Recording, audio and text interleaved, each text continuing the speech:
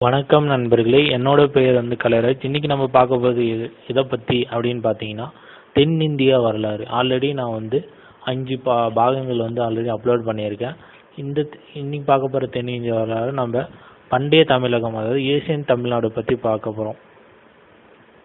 இதில் பாரதியார் என்ன குறிப்பிடுறாரு பண்டைய தமிழகத்தை பற்றி பார்த்தீங்கன்னா, நிலப்பகுதி இமயம் முதல் குமரி வரை உள்ள நிலப்பகுதி பாரத நாடு அப்படின்னு சொல்கிறாரு. அடுத்து விந்திய மலைத்தொடர்களுக்கு தெற்கே உள்ள பகுதி தமிழகம். இது மிக மிக பழமையான ஒரு உலகம் அப்படின்னு சொல்லியிருக்காரு. இந்த தெற்கு உள்ள இந்திய பகுதியில் என்னென்ன மொழிகள் பேசுவாங்க அப்படின்னு பார்த்தீங்கன்னா, தமிழ், தெலுங்கு, கன்னடா, மலையாளம், துளு, இந்த 5 மொழிகளை பேசுவாங்க. தெற்கே திருப்பதிக்கு தென்பகுதியில் உள்ள மக்கள் தமிழ் பேசுவாங்க அப்படின்னு குறிப்பிட்டிருக்காங்க. பவாநிதி முனிவர் நன்னூல் என்ற நூலில் எதை விரிவாக சொல்கிறாருன்னு பார்த்தீங்கன்னா, வெங்கடமலை வடக்கே வெங்கடமலையும் தெற்கே குமரியும் இதுக்கு இடப்பட்ட பகுதியில் உள்ளது தான் தமிழகம் அப்படின்னு சொல்லியிருக்காரு. அடுத்து British rule parts of South India called Madras presidency. அதாவது ஆங்கிலேயர்கள் என்ன சொல்கிறாங்க அப்படின்னு பார்த்தீங்கன்னா, தென்னிந்தியாவுக்கு என்ன பெயர் அப்படின்னு பார்த்தீங்கன்னா, மெட்ராஸ் பிரசிடென்சி, மெட்ராஸ் மாநகரம் அப்படின்னு குறிப்பிட்டிருக்காங்க. அடுத்து அறிஞர் அண்ணா, ஃபார்மர் சிஎம் அறிஞர் அண்ணா, மறைந்த முதலமைச்சர், 1967 தமிழ்நாடு அப்படின்ற பேர் வைக்கிறாரு. பாரதியார் ஒரு தேசிய மகாகவி அப்படின்னு சொல்லுவாங்க. Bharathiyar national poet. இவர் அப்ரிஷியேட் பண்ணியிருக்காரு, தமிழை பற்றி புகழ்ந்திருக்காரு. என்னன்னா, செந்தமிழ், பயந்தமிழ், முத்தமிழ் அப்படின்னு புகழ்ந்திருக்காரு. அடுத்து இந்த பண்டைய தமிழகத்தில் மூவேந்தர்கள் 3 மன்னர்கள், மூவேந்தர்னு சொல்லுவாங்க, அவங்க இருந்தாங்க. அவங்க யாருன்னா, சேர, சோழ, பாண்டியர்கள். Cheran west side, Chola north east, Pandya south. அதாவது சேரர் மேற்கு பகுதியில் சேரனும், தெற்கு பகுதியில் தென் பகுதியில் பாண்டியனும், வட கிழக்கு பகுதியில் சோழர்களும் ஆண்டுட்டு வந்தாங்க. அடுத்து ப்ரீ ஹிஸ்டாரிக் தமிழ்நாடு.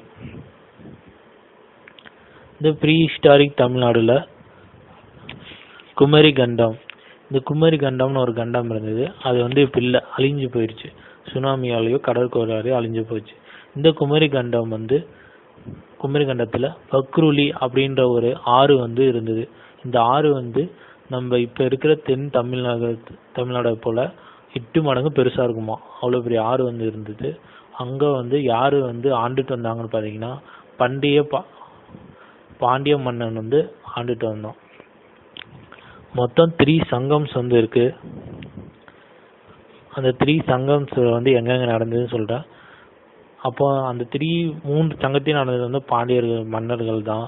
மொதல் சங்கம் தென் மதுரையில் நடந்தது. அந்த தென் மதுரை பிள்ளை சுனாமியால் அழிஞ்சு போச்சு. இந்த சங்கம் பற்றி ஆல்ரெடி சொல்லியிருக்கேன், இருந்தாலும் குறிப்பாக சொல்கிறேன். இந்த முதல் சங்கத்தில் எதை பற்றி சொன்னாங்கன்னு பார்த்தீங்கன்னா, தமிழ் வளர்த்த தலைச்சங்கம் ஒன்று கூடியதுனால ஒன்று கூடி தமிழை வளர்த்தாங்க. அடுத்து 2ஆம் சங்கம் எங்கே நடந்ததுன்னா கபடபுரம். இந்த கபடபுரமும் இப்போ இல்லை, அழிஞ்சு போச்சு சுனாமியால். இங்கே நிறைய புலவர்கள் ஒன்று கூடி 2ஆம் சங்கத்தை நடத்துனாங்க. 3ஆம் சங்கம் மதுரையில் நடந்தது. இதுதான் கடைசி சங்கம். இதில் எங்கே நடந்ததுன்னா முத்தூர். இது என்னன்னு சொல்லுவாங்கன்னா கூடல் அப்படின்னு சொல்லுவாங்க, கூடல் நகர்னு. இதில் நிறைய ரிசர்ச் பண்ணாங்க, அதாவது ஆராய்ச்சி பண்ணாங்க தமிழை பற்றி. இந்த சங்கத்தை 3ஆம் சங்கத்தில் இந்த முதல் சங்கம், 2ஆம் சங்கம், 3 சங்கங்களும்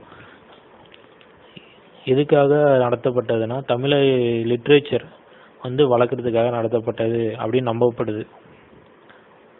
இதனால தான் தமிழ் தலை தோங்கியது அப்படின்னு நம்புகிறாங்க. அடுத்து the continent லெமூரியா கண்டம். இந்த லெமூரியா கண்டத்தை வந்து என்னன்னு சொல்றாங்கன்னா பண்டைய தமிழகம். இங்க யார் வாழ்ந்தாங்கன்னா பண்டைய தமிழர்கள் வந்து வாழ்ந்ததாக நம்புறாங்க. இது வந்து எங்க இருக்குன்னா இது வந்து தென்பகுதியில, இந்தியாவுக்கு தென்பகுதியில இருக்கு. தென்பகுதி அதாவது குமரிக்கு கீழே இருக்கு. இது வந்து பெரிய நிலப்பகுதி. இது வந்து ஆப்பிரிக்காவையும் ஆஸ்திரேலியாவையும் இணைச்சது இந்த லெமூரியா கண்டம். ஏன் இதுக்கு வந்து லெமூரியா அப்படின்ற பேர் வந்துச்சுன்னா அங்க வந்து லெமூர் குரங்குகள் வந்து நிறைய வாழ்ந்துட்டு வந்தனால அதுக்கு வந்து லெமூரியா இந்த பேர் வந்து வந்துச்சு. அடுத்து historic period. The historic period of Tamil Nadu began from Sangam age. தமிழகத்தோடைய வரலாறு எங்க ஆரம்பிக்குதுன்னு பார்த்தீங்கன்னா சங்கம் காலத்துல தான் வந்து ஆரம்பிக்குது. இந்த சங்க காலத்து பீரியட் வந்து 3வது சங்கத்துல வந்து நிறைய புலவர்கள் வந்து தமிழை பத்தி ஆராய்ச்சி பண்ணாங்க. மொத்தம் இந்த சங்கம் காலகட்டங்கள் எத்தனை ஆண்டுகள் பார்த்தீங்கன்னா 400 வருடங்கள்னு சொல்றாங்க. அது எப்பல இருந்துன்னா அதாவது திருவள்ளுவர் ஆண்டு படி நான் சொல்றேன். திருவள்ளுவருக்கு முன் 200 ஆண்டுகள் இருந்து திருவள்ளுவருக்கு பின் 200 ஆண்டுகள் வரை, இல்லைன்னா கிறிஸ்து பிறப்பதற்கு முன் 300 ஆண்டுகள் இருந்து கிறிஸ்து பிறந்த பின் 300 ஆண்டுகள் வரை அப்படின்னு குறிப்பிடுறாங்க. திருவள்ளுவரோட பிறந்த ஆண்டு வந்து 31 BC. இதுதான் வந்து திருவள்ளுவர் ஆண்டுன்னு சொல்லுவாங்க. இதுக்கு முன்னாடியே இருந்து சங்கம் வந்துட்டு இருக்கு. அடுத்து சங்கம் லிட்ரேச்சர். என்னென்ன லிட்ரேச்சர் சங்கம் லிட்ரேச்சர்னா 8 தொகை 10 பாட்டு. இதுல இந்த சங்கம் லிட்ரேச்சர்ல என்னென்ன போயம் எழுதுனாங்கன்னு பார்த்தீங்கன்னா யார் எழுதுனா கபிலர், ஔவையார், நக்கீரர் இவங்களாம் எழுதியிருக்காங்க. Pride of Tamil Nadu Tamil literature. Tamil லிட்ரேச்சருக்கே ஒரு புகழ் சேர்த்தது வந்து எதுனா தொல்காப்பியம். இது வந்து எப்போ வந்து உருவாக்கப்பட்டதுன்னா 3ஆம் சங்கத்துக்கு முன்னாடியே உருவாக்கப்பட்டதா வந்து குறிப்புகள் இருக்கு. திருக்குறள் வந்து சங்கம் மேஜில் தான் வந்து உருவாக்கியிருக்காங்க. இந்த திருக்குறள் வந்து அப்போ வந்து எல்லா மதத்துக்கும் வந்து ஒரு முன்னுதாரணமாக பின்பற்றிருக்காங்க இந்த திருக்குறளை. அடுத்து கடல் மூலியமா கடலில் வந்து வணிகம் செய்யறதுக்கு வந்து எதை பயன்படுத்துவாங்க அப்படின்னு பார்த்தீங்கன்னா நாவை, காலம், கப்பல், தோணி, ஓடம், படகு, தெப்பம், கட்டுமரம் இதெல்லாம் வந்து பயன்படுத்துவாங்க. போர்ட்ஸ் அதாவது துறைமுகம். என்னென்ன துறைமுகம் அப்போ இருந்ததுன்னா புகார், காவேரி பூம்பட்டினம், கொர்க்கை, முசிறி, தொண்டை, வாஞ்சி. அப்போ வந்து வணிகத்தை இணைக்கிறதுக்கு என்னென்ன எந்தெந்த நாடுகளை வந்து வணிகத்தை செஞ்சுட்டு இருந்தாங்கன்னு பார்த்தீங்கன்னா Egypt, Yavanam, Rome, China, eastern countries, கிழக்கு நாடுகளில் வந்து வணிகம் வந்து செஞ்சுட்டு இருந்தாங்க.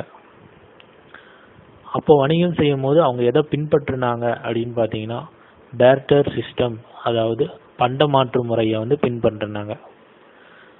இந்த பண்டைய தமிழர்கள் வந்து டவுன் கல்டிவேஷனும் பண்ணியிருக்காங்க, நகரங்களும் உருவாக்கியிருக்காங்க அப்படின்னு இப்போ சமயத்தில் கண்டுபிடிச்சிருக்காங்க.